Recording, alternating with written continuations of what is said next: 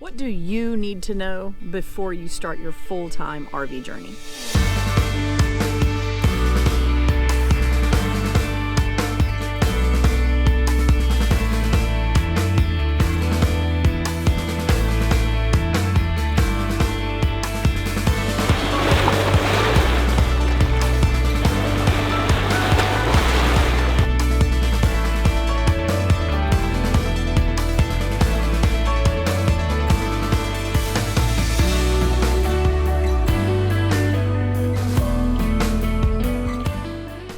So we have been traveling now full-time for just over a year. So we're going to give you guys a couple of the things that we have found along the road, on the road, that may help you decide.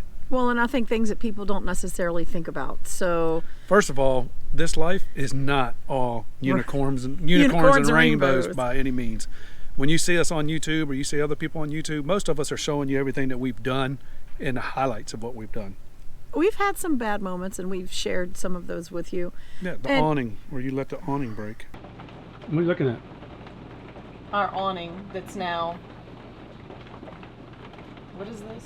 Perpendicular to the ground instead of parallel with the ground. Not a good day. I thought you always bring your awning in. You do. Again? I did it my fault again? You ask any of our kids or anybody that knows us, you are 150% anal about the awnings. The awning, the black tank. Oh no, why don't you tell everybody what happened on your first rookie mistake? It wasn't my rookie mistake. My husband left the fresh water pump turned on, and I had a big bag of dog food that wasn't from the canister, and it was sitting in here. And while we traveled, it fell off and landed on the foot pedal and filled the entire back black tank. We've had some things. All in all, over the course of the year, it's been good. It's been a good year, but it's just like at home, guys. So if, in your sticks and bricks, you have a plumbing problem, you have a choice of probably 5 or 6, maybe more than that, plumbers in the area, and you can call and you can get prices and you can go with the cheapest, the most expensive, the guy in between, however your decision-making process works. Most of the works. time when you're home, you know a plumber. You've grown up with a plumber, you've grown up with an electrician, you've grown up with somebody that you can call an HVAC guy. You can call somebody and say, help me with this real quick. When you're on the road and you're 3,000 miles away from home, first of all, that plumber that you had has no idea what an RV is. What an RV is. Well, and the thing is, people have this unrealistic expectation because they're used to going out for a weekend and everything's great. You get there and the worst thing that could happen is you have a hard time getting your campfire started. But we don't even do campfires anymore. But when you're at home, you know that, like you have a plumbing problem or your heater goes out, or maybe a tree hits the side of your house, or you need a new roof or a patch or whatever.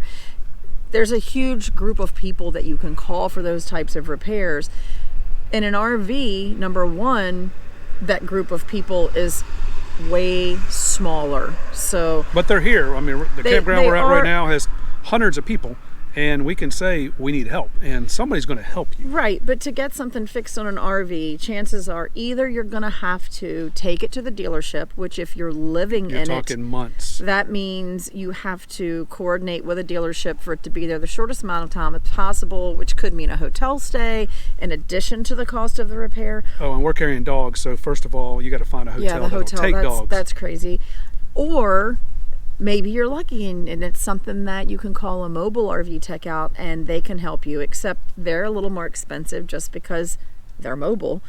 They're coming to you, so you're going to pay a little more than you would if you were at home. So it's, it's a more specialized market that these people are in, the repair people for RVs. Now, some of you can, may be handy. We can fix a lot of things ourselves, but then there's going to be things that you just can't fix yourself. So just like in sticks and bricks, you're going to have things go wrong. It's just not going to be as convenient to get them fixed when you're in an RV. And one other thing you have to do, shipping is hard because we move from place to place to place. So you have to try to figure out where you're going to be by the time that shipment gets there. So you just need this little part. We've researched it and we found it. You just need this little part and you're going to ship it, and then you get on there and it can't be there before you leave. Maybe you send it to the next place and then it comes to the last place. Shipping can be a total nightmare, especially in these days. Yay, we're on vacation. Yeah, that's point number 2. Just because you're full-time in your RV does not mean you're on vacation.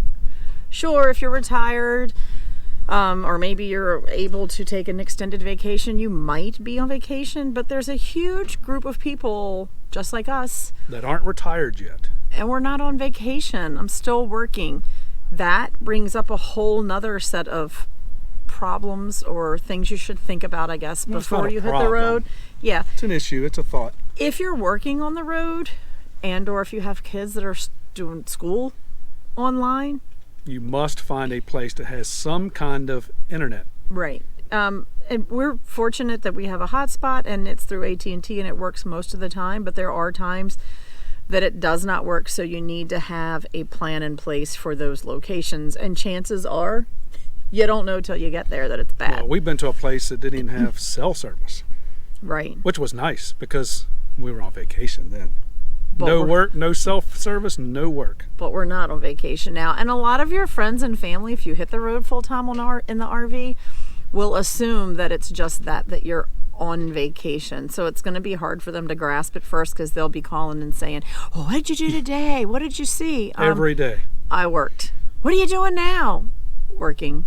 I always ask them, "What did you see today?" Well, I was sitting in my cubicle, and we were in our cubicle. Well, so then it kind of sounds like we just work all the time, and we don't. But so part of this little topic, I guess, is that if you are still working like we are, and there's something you want to see in an area, first of all, you don't need to see everything there is to see in an area. You're not going to see everything in a week or 2 weeks. But if there's something specific you want to see, you need to plan for that. Whether it means you're going to need to take a day off from work, or if your schedule is like ours and it's flexible, we might go do some sightseeing and playing today, but then we'll come back and work this evening. Till midnight, like last night, midnight. Or maybe instead of staying a week, you want to stay 2 weeks, so you have a weekend or two to check some things out. There's a lot of planning that goes in. So it's not like at home where you plan to go to work and home today and then you're going to do something tonight and this weekend. There's a lot more planning that goes into that when you're on the road. And if you need to travel on the weekends, you have to plan that accordingly. You have 2 days to get from point A to point B. Yeah, if you're clocking in, you're working remotely, but you still have to clock in during certain hours of the day, then that means either you're going to travel at night, which people do it. I'm not a fan because I feel like if you're stuck on the side of the road in the dark with an RV, it's doable, but it's not optimal. So I would like to travel during the day. So if we had to have a strict Monday through Friday work schedule, we would have to plan to move on weekends, and we would have to plan the stretch that we're going to move from one spot to the next to be achievable over the weekend. Number 3, it's all about being fancy. Somebody that travels with me, not the dog, has to be fancy. I don't have to be fancy, but I do like gadgets, and we all like gadgets. I like things that'll help make my life easier. So it gets tricky for me sometimes because in the RV, there's all kinds of things in the RV industry to make life easier, and I'll see something and think, that's really cool, that's really neat, and then I get it, and then I think, I don't really need this because it's really cool. It's a really cool wine bottle opener that's only like this big, and that's great, except we don't really drink much wine. So the old cheap one I have that doesn't take up a whole lot more room is fine. So I don't think it's all about the gadgets and fancy. If they've watched our last video where you collect your junk as we go down the road, and we go here and go there, and you go to your antique stores, and treasures, and it's treasures, especially if it's things that I collect and then I make things out of them that save us from buying them. But that's a whole nother. Yeah, but that's where we're talking about getting too much stuff. No, but I just think people get drawn into, you watch your neighbor use a product and you think, wow, that's cool. We could really use one of those. But you need to really think about, could you really use one of those? It might be a neat gadget, but it might not be something that you necessarily would use in your day-to-day. And the problem is, first of all, in an RV, you don't have a ton of space. So we all look for things that make it easier to get things done. But at the same time, if you start collecting gadgets and things that you don't necessarily need, they take up space. And space is at a premium, so no need having things that you don't need that are going to take up space or create extra weight in your rig. So number 4 is weight. Not our weight, but kind of our weight. So it's all about how much stuff you carry in your camper. Some of these campers, you can't put but so much weight in there. So when you start adding water, each gallon of water weighs 8 pounds. So we have I think 94, almost 100 gallons. So we're carrying 800 gallons of extra weight. It's a lot of weight when you're carrying water. water. And you don't always carry water in your tanks, but you need to be conscious of the fact, if you do ever carry water in your tanks, you need to be conscious of how much weight you've got and stuff other than that, like just stuff. A lot of people, there are a couple main things. You put your water in your tanks, which is 8 pounds per gallon, and then you stock that refrigerator completely up. So and you're talking got pots and pans and all the stuff that fills your cabinets. It all weighs something. So you got to keep an eye on your weight. Make sure you're not overweight, because I think we can only carry 3,000, 4,000 pounds total.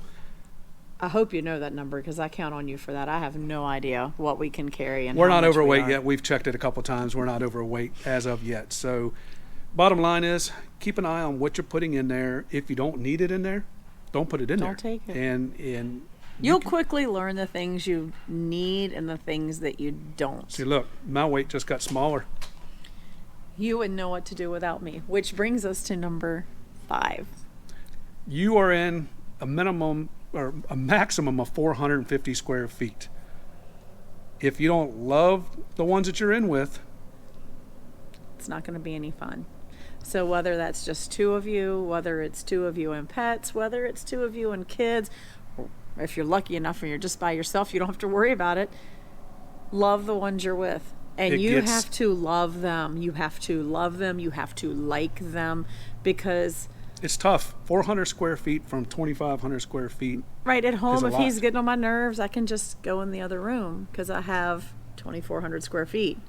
Now, if he's getting on my nerves, the other room is not far enough. And let's be real, guys. The walls on the camper is like, this thick. So this thick, but they feel like this thick. I know that our neighbors are thinking we're yelling at each other every single day because somebody has a dog that's pretty deaf. I have a 15-year-old Westie, for those of you that don't know, and he has pretty much lost his hearing. He can only hear really loud, sharp, like if you clap your hands really loud or if you scream his name. So I tell our neighbors all the time, if you hear us yelling, we're not yelling at each other yet. Until you hear you hear the door slam, then you might hear us yelling.